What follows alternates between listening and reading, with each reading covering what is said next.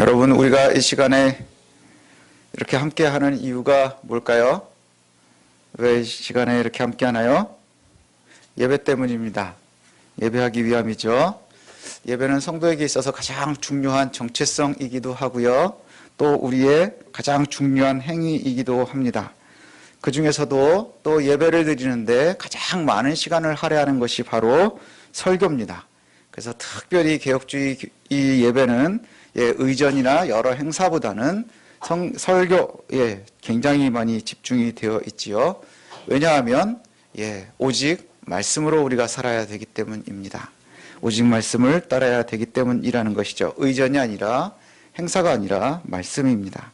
그런데 문제가 하나 있는 것이 성경은 가장 최근에 쓰여진 게 2000년 전입니다. 가장 신제품이거든요. 가장 최신상 성경이 2000년 됐습니다. 그리고 장소도 우리 지금 살고 있는 대한민국하고는 거리가 굉장히 멉니다. 사막지역, 광야가 가까이 있는 곳, 그곳에서 2000년 전에 쓰인 게 가장 최신상이고요. 더 옛날로 가면 말도 할 수 없습니다. 그러니까 거의 현대 최신 가까운 게 로마 시대거든요. 그러니 우리가 말씀을 이렇게 들으면서도 성경 말씀을 읽으면서 현재를 살고 있는 2023년, 21세기를 살고 있는 우리가 정말로 우리의 삶의 실상에 맞게 하나의 말씀의 의미를 풀어야 되겠고요. 또 설명해주고 또 실제 생활에 적용하도록 우리가 끊임없이 노력하고 또 말씀을 들으면서 살려고 합니다. 그것이 지난주 말씀에서 살핀 영적인 예배입니다. 우리가 하나님의 말씀을 듣고 하나님의 말씀대로 살아가는 것, 그것이 바로 영적인 예배다. 그것이 가장 상식적인 믿는 사람들의 모습이다. 이렇게 얘기했습니다. 기억이 나실지 모르겠는데 제가 성경도 번역했었던 거 기억나십니까? 그래서 로마서 12장 1절을 제가 제 말로 다시 번역해서 읽어드린 것 기억나시나요? 또 번역을 안 할지도 몰라서 한 번 더 제가 읽어드리면, 예수님을 믿어서 구원받은 너희들에게 내가 권고하는데 너희의 실생활을 죄에서 벗어나 아주 순결해서 하나님의 마음에 딱 맞는 삶을 억지로가 아니라 항복하게 살아가야 한다. 그것이 너희들이 마땅히 해야만 하는 합리적이고 이상적인 임무란다. 합리적이고 이상적인 임무, 이것이 바로 우리가 드려야 될 영적인 예배입니다. 그리고 그 뒤에 성경이 아주 구체적으로 예수님을 믿고 구원받았다고 하는 성도들의 삶을 권면하는데 교회 안에서 믿는 사람들의 삶을 갖다가 잠깐 얘기했습니다. 그래서 본문을 읽어보시면 예언한 자는, 섬기는 자는, 가르치는 자는, 위로하는 자는, 구제하는 자는, 다스리는 자는, 긍휼히 여기는 자는 하면서 이렇게 살아야 된다라고 이야기하고요.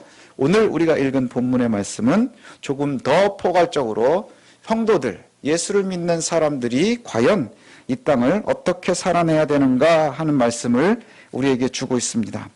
말씀을 준비하면서 제가 이런 생각을 했습니다. 어쩌면 제가 우리 성도들을, 우리 교회 성도님들을 너무 과소평가해서 과소평가했다면 그냥 저 혼자만의 고해성사가 될지도 모르겠다.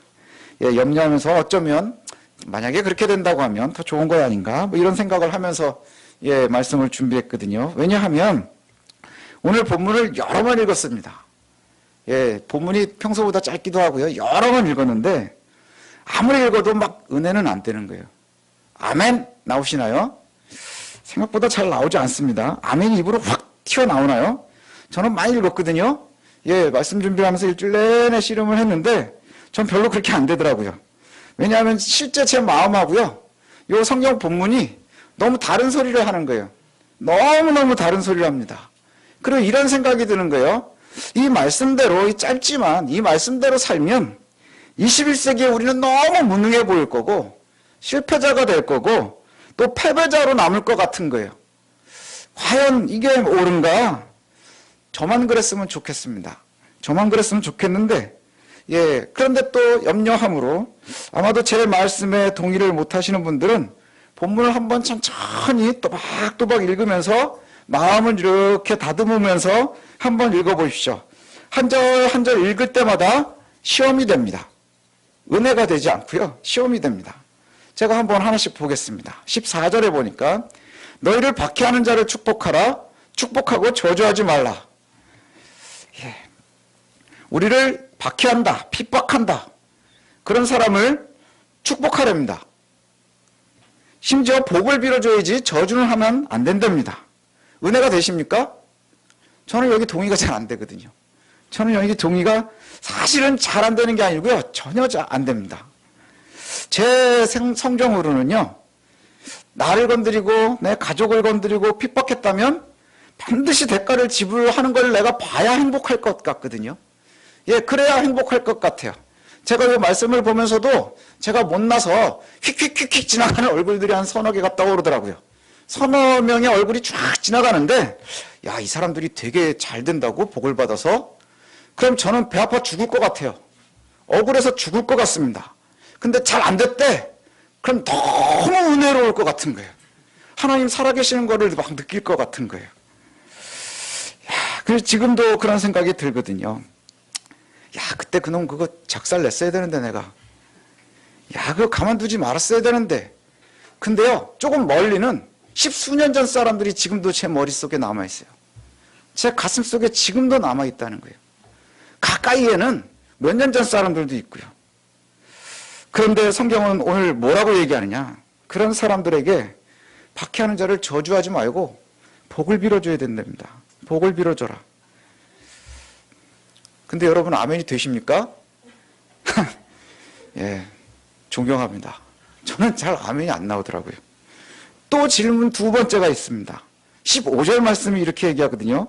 즐거워하는 자들과 함께 즐거워하고 우는 자들과 함께 울라. 그 15절을 처음에 읽을 때는 은혜가 됐어요. 근데 조금 말씀을 준비하면서 읽어보니까 이것도 만만치가 않은 거예요. 기뻐하는 사람과 함께 기뻐하고 슬퍼하는 사람과 함께 슬퍼하라. 이게 요즘으로 얘기하면 공감하라 뭐 이 정도로 생각할 수 있을 것 같거든요. 그래서 공감 능력이 좋은 게 좋다 뭐 이런 얘기들을 해요. 언뜻 읽으면 쉬울 것 같은데 슬퍼하는 사람과 슬퍼하고 기뻐하는 사람과 기뻐하는 것이요. 21세기를 사는 저와 여러분한테는요. 약간 위험한 요구입니다. 위험한 요구라는 걸 생각을 했어요. 기뻐하는 사람과 함께 기뻐하는 것이 쉽습니까? 저는 좀 어렵더라고요. 예, 저로서는 이런 생각을 했습니다. 제가 가진 것보다 조금 못한 기쁨을 누리는 사람은 제가 진심으로 기뻐해 줄 수 있을 것 같아요. 근데 제가 가진 것보다 더 많은 것을 가진 사람을 기뻐해 주는 거는 좀 쉽지가 않더라고요. 예를 들면 이런 거예요. 제가 작년에 같이 시험을 봤는데 친한 친구하고 시험을 봤는데 저는 패스했는데 친구가 떨어졌어요. 그래서 올해 친구가 붙었답니다. 제가 진짜 진심으로 기뻐해 줄 수 있을 것 같아요. 근데 올해 둘이 같이 시험을 봤는데 그 친구는 붙고 저는 떨어졌단 말이죠. 그러면 진심으로 기뻐하는 척은 하겠지만 속에선 너무 열불이 날 것 같아요. 배 아프고 식이 나고 질투 나는데 그걸 속이면서 그 마음을 감추면서 함께 기뻐해 주는데 엄청난 에너지를 아마 소모해야 될 것 같아요. 그런데 오늘 성경이 우리에게 요구합니다. 기뻐하는 사람과 함께 기뻐하라. 네 속을 꽉꽉 누르면서 억지로 기뻐하라는 말은 아니겠죠. 기뻐하는 사람에게 진심으로 함께 기뻐하랍니다. 아멘이십니까? 드디어 이제 아멘이 조금씩 줄어드는 것 같아요. 또 슬퍼하는 사람과 슬퍼하랍니다. 이건 조금 더 어려운 것 같아요. 슬퍼하는 사람과 슬퍼해라. 좀 위험할 수도 있겠지만 제가 떠오르는 것이 있었습니다. 일본에 사죄를 받지 못한 위안부 할머니들이나 강제노역자들이 있죠. 그렇죠. 그 사람들하고 함께 여러분이 진심으로 슬퍼하려고 하면 우리는 전혀 생각지도 않는 정치적 진영굴레가 우리를 덮으려고 할 거예요. 요즘에 그렇잖아요. 너는 뭐 이쪽이냐 저쪽이냐 자꾸 우리에게 요구하고 싶어요. 우리는 그냥 단지 같이 슬퍼하고 싶을 뿐인데 자꾸 너는 정치적으로 이쪽이냐 저쪽이냐 하는 굴레를 우리한테 자꾸 씌우려고 할 거예요. 이걸 생각하고 나니까 제가 세월호가 생각이 났어요. 세월호가 딱 참사가 났을 때 되게 저한테는 실질적인 충격이었거든요. 왜냐하면 제 수업을 듣는 학생에 가까운 지인도 그때 세월호에 피해를 입었고요. 그 다음에 제가 너무너무 이뻐하고 무서워하는 우리 딸하고 나이 차이가 하나씩밖에 안 나는 아이들이었어요. 굉장히 실질적으로 저한테 다가오더라고요. 예. 그런데 그냥관들하고 그 피해자들 부모님들하고 함께 정말 슬퍼하려고 하면 여기도 또 정치적인 굴레를 씌웁니다. 그냥 단순히 같이 슬퍼해 주려고 하는데 도대체 니네들 얼마나 슬퍼하려고 그러니? 뭐 이런 소리를 한단 말이죠. 니들 언제까지 울고 먹으려고 그러냐? 이런 소리도 합니다. 근데 여러분 진짜 사랑하는 사람을 잃어본 적이 있으십니까? 슬프면은요 유통기한이 없어요. 잊고 살다가요 문득 서러워집니다. 갑자기 슬퍼지고요 하늘이 또 무너지는 것 같습니다. 그렇게 무너지기 시작하면 매일매일 순간순간 무너지고요. 그러다 사람들이 그래도 머리가 나빠서 조금 잊고 살다가 또 생각나면 또 괴로워지는 거예요. 그런데 그냥 자식을 묻었는데 언제까지 울고 먹으려고 하느냐 이런 말들이 주변에서 나오고 거기에도 또 정치적인 굴레를 씌웁니다. 그걸 이겨나가야 함께 진심으로 슬퍼할 수가 있어요. 우리 아이들 학교 다니잖아요. 아이들도 마찬가지입니다. 아이들 우리 학교에서 가끔 가다가 뉴스에 나오는 것처럼 누가 괴롭힘을 당한대, 왕따를 당한대, 그럼 우리 애들이 너무너무 착해서 그 아이들과 함께 슬픔을 나눈다? 그거 요즘 굉장히 위험한 짓입니다. 그렇지 않나요? 굉장히 위험한 짓이 될 수 있습니다. 현실적으로 쉽지 않은 일이 될 수 있어요.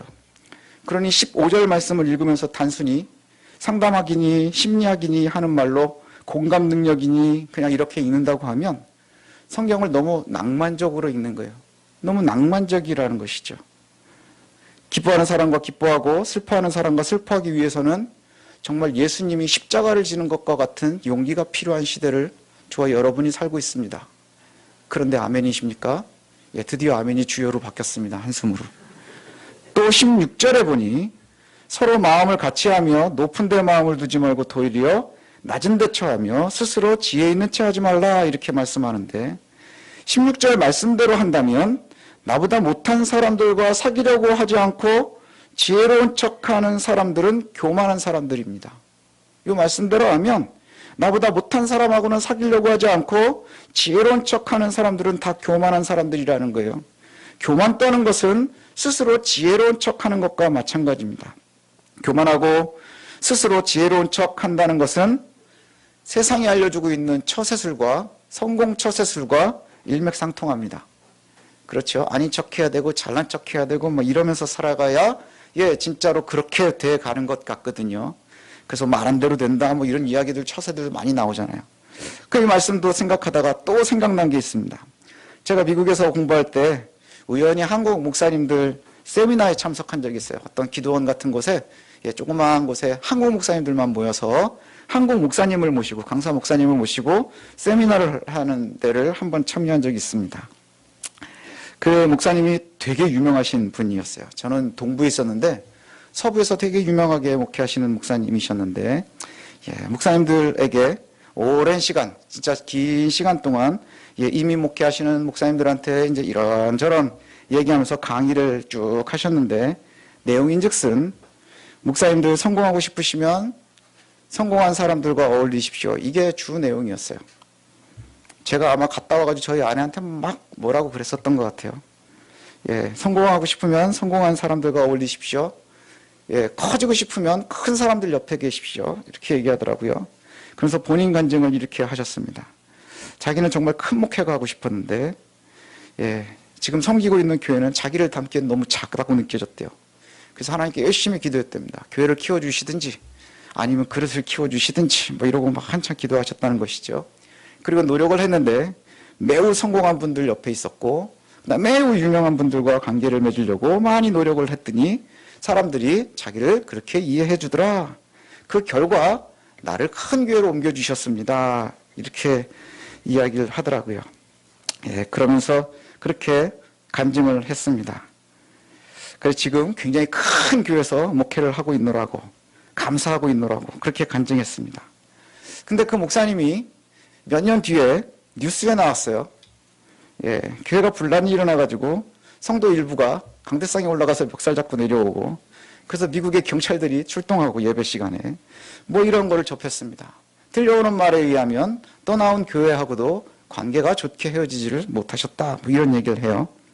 제 생각에 그 목사님의 목회에 대한 생각이나 생활의 방식은 그렇게 성경적이지는 않은 것 같습니다. 그런데 그분이 아직도 유명해요. 지금도 이름 되면 아마 여러분들이 아실 겁니다. 왜 그럴까 생각을 해봤습니다. 왜냐하면 사람들은 그 목사님의 화려해 보이고 풍요롭고 유명한 모습이 오히려 성경이 우리에게 요구하는 것보다는 훨씬 더 멋있기 때문입니다. 실제로 그것을 더 선호하기 때문인 거예요. 성경 오늘 읽으면서 우리가 적용해 봤잖아요. 어렵잖아요. 쉽지 않아요. 그런데 그렇게 이야기하면 훨씬 더 좋아 보이기 때문입니다. 우리가 가지고 있는 마음을 제가 한번 표현해 볼까요?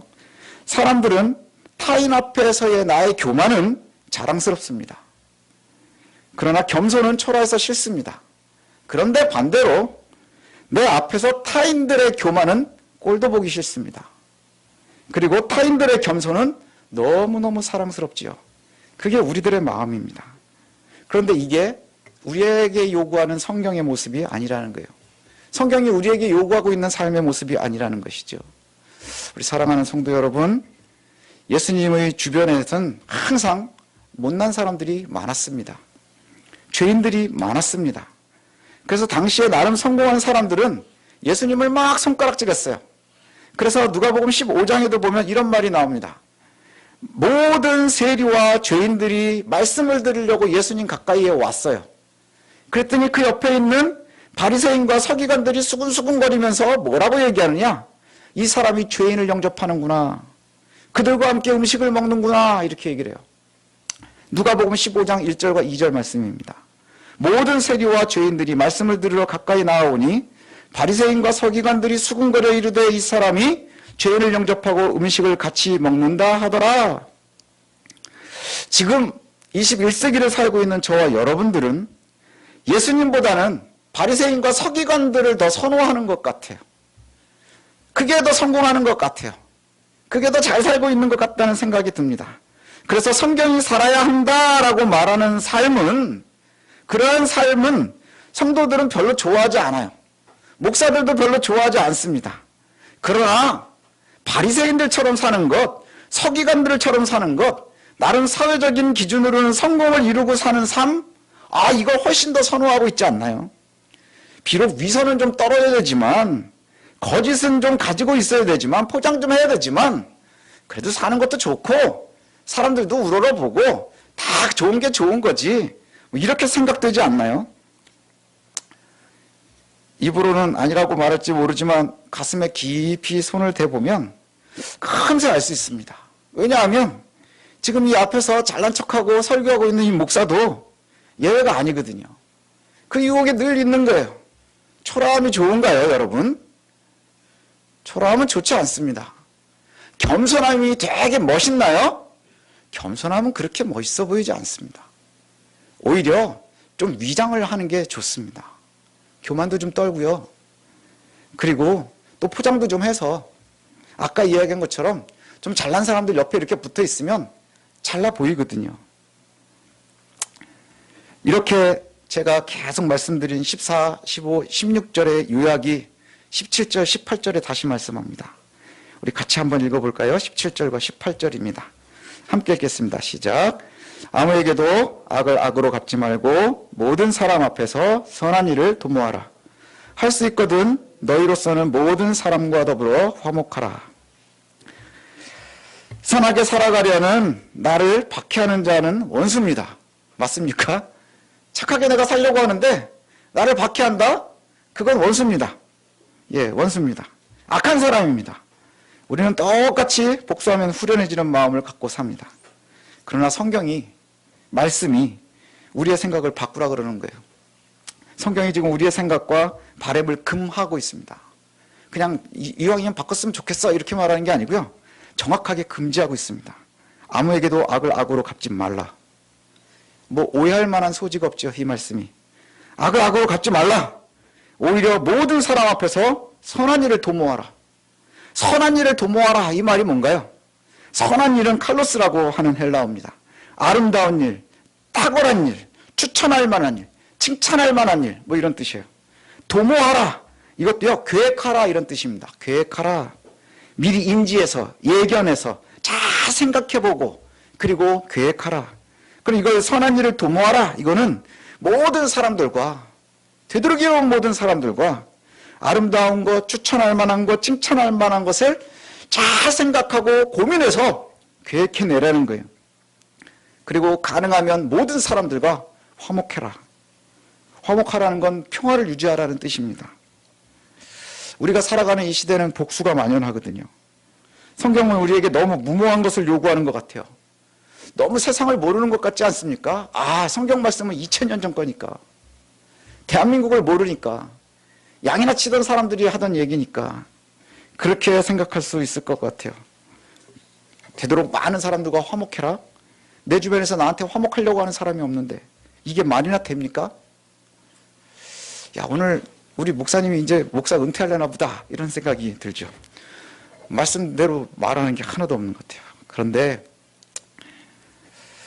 여러분, 하나님의 존재를 믿으십니까? 사랑의 하나님, 공의의 하나님, 전능하신 하나님 믿으십니까? 예수 그리스도가 우리를 위해서 십자가에 죽으셨다는 것, 그 믿음으로 인해서 우리가 새롭게 되었다는 것, 새롭게 태어났다는 것, 이걸 믿으십니까? 예수님께서 우리를 위해서 죽으셔서 우리도 그분의 뒤를 따라가야 된다는 것도 믿으십니까? 믿어지시는 분들이 구원이 있는 거예요. 믿어지시는 분들은 구원이 있습니다. 그러면 하나님의 일하심을 기대하면서 살아가는 겁니다. 앞서 말씀 읽을 때 여러분 마음이 힘들어도 걱정하지 마십시오. 그 정상입니다. 그런데 뒤에 말씀이, 이런 말씀이 나옵니다. 하나님께서 말하신다는 거예요. 하나님께서 일하신다는 거예요. 그 하나님의 일하심을 기대할 수 있어야 한다는 것이죠. 한번 보겠습니다. 그럼 하나님의 일하심을 어떻게 기대할 수 있느냐 하는 거예요. 하나님의 사람들은요, 원수에게 복수하지 말라, 오히려 복을 빌라 이렇게 얘기했는데 그 복수하는 방법을 허락한 게 있습니다. 그 허락의 방법이 뭐냐면 억울하면 하나님한테 고발하십시오. 그게 첫 번째입니다. 억울하면 하나님께 고발하십시오. 복수는 하나님의 몫입니다. 하나님께서 하나님의 방법으로 반드시 판단하시겠다. 오늘 본문이 그렇게 말씀합니다. 19절에 보니까 내 사랑하는 자들아, 너희가 친히 복수를 하지 말고 친히 원수를 갚지 말고 하나님의 진노하심에 맡기라. 하나님의 진노하심에 맡기라. 기록되었으되 원수 갚는 것이 내게 있으니 내가 갚으리라. 원수 갚는 것은 하나님의 몫이라는 거예요.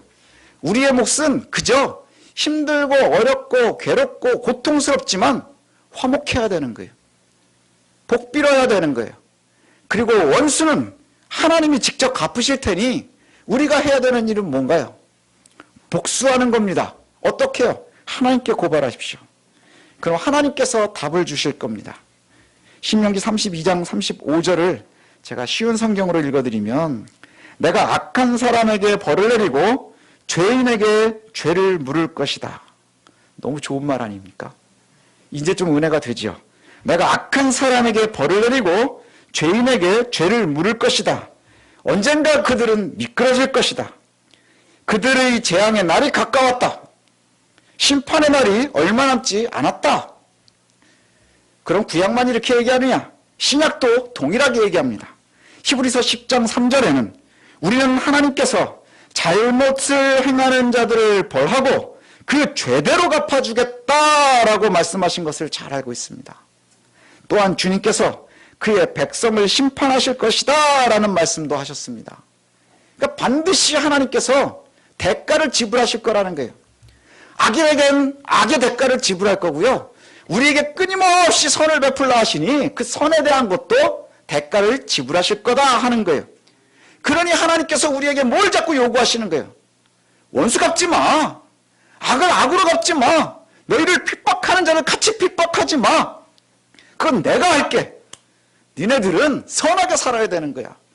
그리스도를 따라 살아야 되는 거야. 그래야 내가 거기에 대해서도 반드시 갚아줄 거야. 이렇게 말씀하세요. 우리는 하나님께서 우리에게 악을 행하는 자들을 고발하세요. 이렇게 얘기합니다. 반드시 대가를 지불해 주실 거기 때문에. 그러면 그것이 오늘 우리에게 주는 위로입니다. 너희들이 내 말씀이 힘들고 어렵잖아. 핍박하는 자를 어떻게 네가 복을 비니? 그들을 어떻게 너희가 사랑할 수 있겠니? 하지만 사랑해야 돼. 왜? 그래야 내가 너희한테 그것에 대한 대가를 지불할 테니까. 악인들에게는 악인의 대가를 지불할 거고 너희들은 나를 따라서 정말 힘들게 하나님의 삶을 살았으니까 그리스도인의 성도다운 삶을 살았으니 내가 그걸 반드시 대가를 지불할 거야. 이렇게 말씀하고 계시는 거예요. 그래서 하나님께 악을 고발한 후에 우리가 또 행동을 해야 되는 게 있습니다. 하나님께 고발한 후에 원수가 배고파하면 먹이랍니다. 목말라 하면 마시게 하랍니다. 박해하는 자를 축복하랍니다. 그런 행동을 하나님이 뭐라고 표현하느냐? 오늘 성경이 원수의 머리에 숯불을 얹는 거랍니다. 이게 이제 해석이 조금 어려운 부분입니다. 많은 학자들이 여러 가지로 해석을 하는데 원수의 머리에 숯불을 얹는다? 그래서 뭐라고 얘기하냐면 심판으로 해석을 하게 돼요.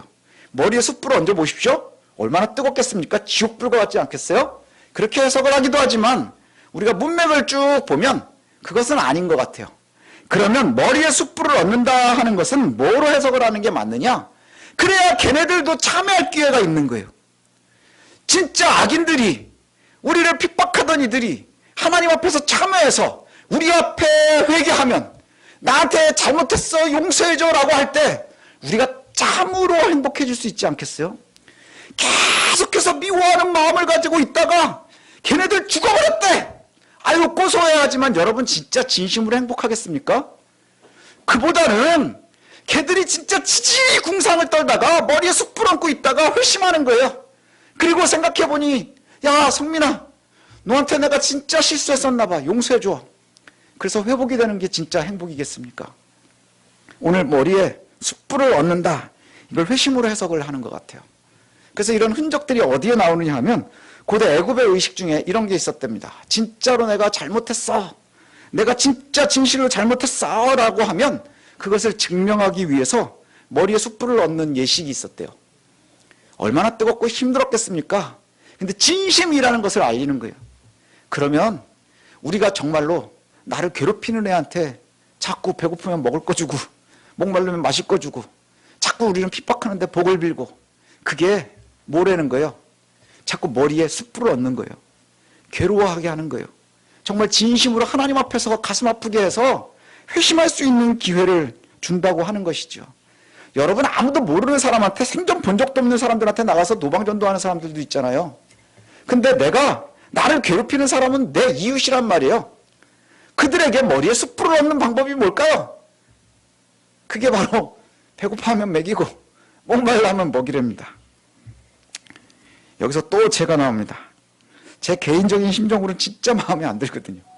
예, 진짜 마음에 안 들거든요. 하나님께 고발하고 우리가 원수에게 선을 베풀면 그가 참여할 수 있는 길을 여는 것이 됩니다. 그리고 그 이후의 결과는 참여하거나 혹은 하나님께서 복수하시겠죠. 예, 참 마음에 안 들어요. 제 성정에는. 그런데 이 말씀을 마치려는데도 아직도 저는 좀 마음이 불편하거든요. 왜냐하면 머리로는 이해가 돼요. 논리적으로는 말이 되는 것 같아요. 그렇지. 그 녀석이 그냥 아주 나쁜 놈이 나쁜 짓 하다 그냥 죽어버리면 감옥 갔대. 너무 행복할 것 같지만 그게 참 행복이겠느냐? 아니면 그들이 나의 사랑 때문에 회심하면 그게 행복이겠느냐? 그것이 정말로 참으로 복이겠느냐? 저는 아직도 제 성정엔 복수가 좋을 것도 같기도 하거든요. 그래서 혹시라도 제 원수에게 제가 선을 베풀었는데 그가 회심해서 잘 된다면 머리로는 좋은데 마음으로는 좀 억울할 것도 같은 거예요. 또 그런 생각이 또 좀 들기도 합니다. 그러나 우리의 생각과 하나님의 생각이 부딪히면 하나님의 생각을 따르는 것이 맞습니다. 우리의 생각과 우리의 마음과 하나님의 말씀이 부딪히면 불편해도 어려워도 짜증나도 하나님의 말씀을 따르는 것이 맞습니다. 그래서 마지막으로 성경이 우리에게 다시 한번 신신당부를 합니다. 마지막 절입니다. 악에게 지지 말고 선으로 악을 이기라. 지금 제가 들고 있는 이 마음이요, 악이 주는 마음인 거예요. 그러니 악에게 지지 말고 선으로 악을 이기랍니다. 선으로 악을 이기는 것은 거의 불가능해 보이지만 가능하니까 하나님이 우리에게 요구하시는 거예요. 어렵지만 가능하니까, 힘들지만 할 수 있으니까. 여러분, 어렵고 힘들고 고통스럽고 지치지만 여러분의 주위에 나를 힘들게 하는 사람들을 한번 떠올려 보십시오. 가족 중에 있을 수도 있고, 거래처 사람이 될 수도 있고, 직장 동료일 수도 있고, 학교 같은 반일 수도 있고, 어쩌면 진짜 형일 수도 있고 오빠일 수도 있습니다. 그들과 더불어 아름다운 것을 생각하십시오. 그리고 화평을 위해서 노력하십시오. 그리고 불가능을 가능케 하시는 하나님의 은혜를, 그 능력을 우리가 여기서 기대해야 하는 겁니다. 그것을 놓고 기도하십시다. 말씀하시고 명령하셨으니 이룰 수 있게 해주실 겁니다. 이것을 좀 우리가 신뢰했으면 좋겠습니다. 선으로 악을 이기는 것, 이것이 진정한 기적 아니겠습니까? 우리는 자꾸 기적을 소망하거든요.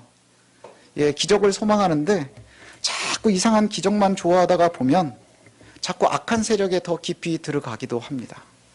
우리가 한 발 물러나 보면 잘못된 건 너무너무 잘 아는데, 그런데 거기에 빠지기도 합니다. 그러나 오늘 본문이 우리에게 요구합니다. 악에게 지지 말고 선으로 악을 이기라. 세상을 한번 보십시오. 선과 악 중에 누가 더 세 보이나? 항상 악이 이기는 것 같아 보입니다. 그러나 주님 우리에게 말씀하시고 약속하신 것이, 복수는 내가 한다. 너희는 선을 베풀어라. 그러니 악에게 지지 말고 선으로 악을 이기라. 이렇게 말씀합니다. 우리 힘써서 선으로 악을 이깁시다. 그게 저와 여러분이 나아가야 될 길입니다. 선으로 악을 이깁시다. 그게 예수님 가신 길입니다. 우리의 생활 속에서 선으로 악을 이깁시다. 기적을 우리가 이루는 겁니다. 그럼 하나님 우리를 통해서 일하실 것이고, 그것 때문에 우리의 삶도 더욱더 복될 줄로 믿습니다. 이것이 성도들이 나아가야 될 길인 것입니다. 불가능에 도전하는 것 같지요? 그게 바로 우리 성도들의 삶입니다. 힘있게 싸워서 이기십시다. 선으로 악을 이기는 귀한, 또 불가능에 가깝지만 반드시 이룰 수 있는 그 삶을 저와 여러분들이, 어렵지만 아직도 마음 한구석에는 좀 찝찝하지만, 그러나 부딪히면 하나님을 따라야 되니 하나님의 말씀을 듣고 그대로 행하기 위해서 진력하는 저와 여러분들 되시기를 소원합니다.